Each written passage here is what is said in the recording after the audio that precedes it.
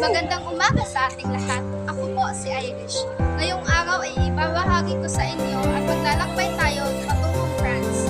Aalamin natin ang kanilang wika, pananamit at panitikan. Handa ka na ba? Kung handa ka na, ay tara na. Ang France o French Republic ay isang malayang bansa na matatagpuan sa kanlurang Europe. Ang France ay pangatlo sa pinakamalaking bansa ng kanlurang ng Europe at European Union. Ang kapitolyo ng France ay Paris, ang pinakamalaking lungsod ng bansa o sentro ng kultura at komersyo. Alam mo ba na ang France o Francia ay tinawag noon na Renaissance?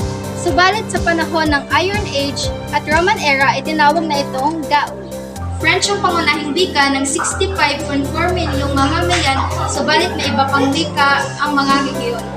French ang opisyal na wika ng France. Ginagamit ito ng 88% ng populasyon. Samantala, ang ikalawang wika naman ay hindi French, kundi mother tongue o unang wika. Ang Paris ay kilala sa matataas na uri ng fashion houses.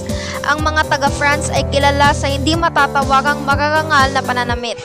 Karamihan sa kanila ay sopistikado kung manamit, disente at sunod sa uso, o professional and fashionable style.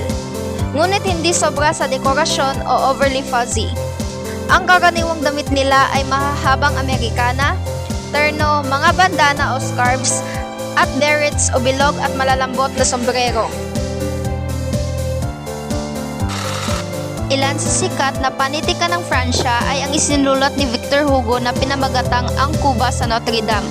Pangalawa naman ay si Guy de Maupassant na gumawa ng maikling kwento na Ang Kwintas, at si Chloé de Liollame na manunulat ng 1973 at mapasa hanggang ngayon ay kinikilala ang libro niya na ginawa noong 2016.